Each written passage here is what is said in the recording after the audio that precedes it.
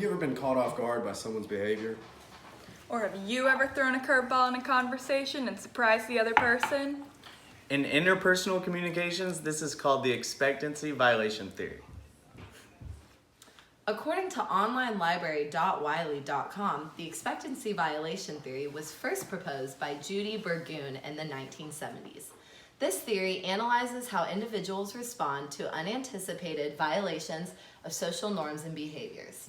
Burgoon's work initially analyzed individuals' allowances and expectations of personal distance and how responses to personal distance violations were influenced by the level of liking and relationship to the violation. This theory was later changed to its current name, the expectancy violation theory, when other researchers began to focus on violations of social behavior expectations beyond nonverbal communication. These norms depend on the situation, setting, characteristics of the communicators, and the nature of the relationship between the people involved in the situation. There are two types of expectancy violation called predictive and prescriptive. Predictive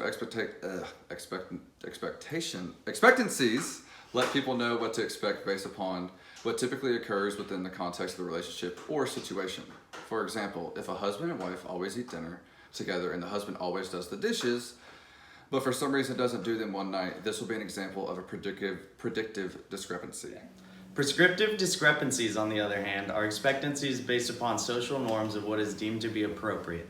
For example, if it is usual for people to shake each other's hands in a business setting, but someone gives you a hug, this is a prescriptive discrepancy. Go ahead. That's good coffee. The core components of this theory include a violation, which is someone doing something wrong, an attribution, which is a judgment about the violation, and finally, reaction. This is how one responds to an incident. According to Nonverbal Communication by Judith Hall, when there is an expectancy violation, people have different reactions. There's approval and disapproval, as well as reciprocation and compensation. One can either positively react to the expectancy violation or negatively react. Reciprocity occurs when the person responds to the other person with a similar behavior. Compensation, in contrast, occurs when one person responds to the other person in a dissimilar behavior. In these two similar situations, the expectancy violation is reacted to in different ways.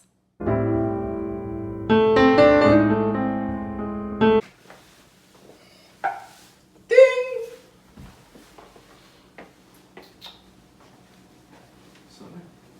Hey man, how are you? Good. The setting is in an elevator. The relationship is these people are strangers. So man, how about them Texans this year?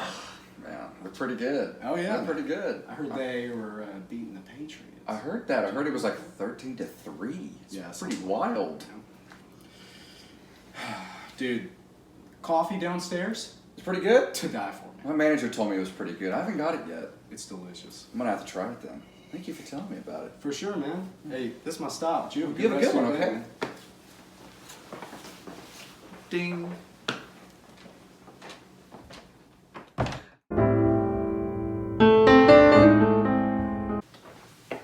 Ding!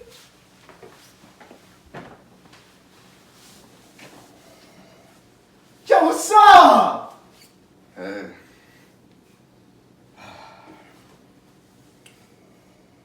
Dude, this coffee from downstairs, it's fantastic. Looks good. Yeah, delicious, great. man. Looks great. Yeah. Yo, did you hear about that Myles Garrett incident?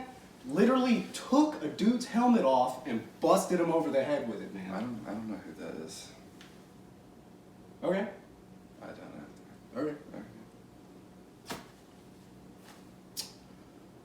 Okay. I like your shoes, man.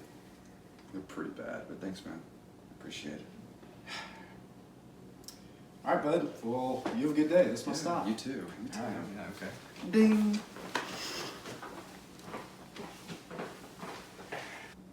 In this situation, the relationship of the two people are strangers. The setting is in an elevator, where it is typically expected that everyone keeps to themselves. and the characteristics of the people differ from outgoing to shy.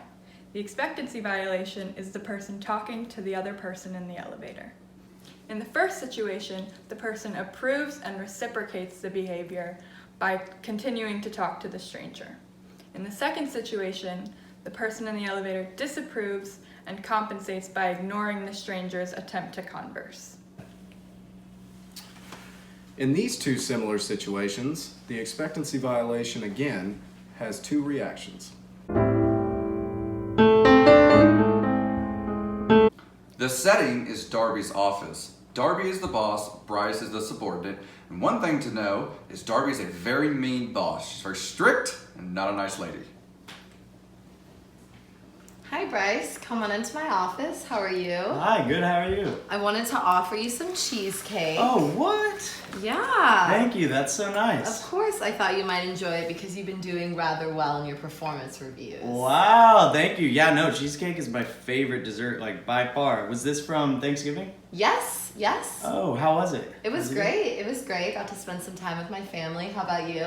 Mine was good too. I got to see my mom, I got to see my cousins. It was good. We ate a lot too. Great. Well, have a great day. I'll see you in Yeah. the 12 o'clock meeting. Thank you.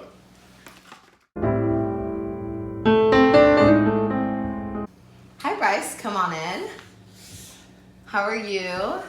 I'm good. Yeah, okay, I wanted to offer you some cheesecake. You've been doing especially good in your performance reviews. Oh, thank you, but this is your cheesecake. I don't need it. I gotta go. All right. In this situation, the relationship of the people are boss and subordinate. The setting is an office, a professional setting, and the characteristics are especially important in this situation because the boss is typically very cold-hearted and mean to her subordinates. In the first situation, the subordinate approves and reciprocates the violation by being kind to her boss and accepting the cheesecake. In the second situation, the subordinate disapproves of the violation and compensates by backing off and not accepting the cheesecake. This is Awesome Group 5. This has been a public service announcement brought to you by Darby Wright, Mason Callis. Grant Gaddis. Sarah Wilson. Bryce Jackson. Well, we hope you learned something new about interpersonal communication today.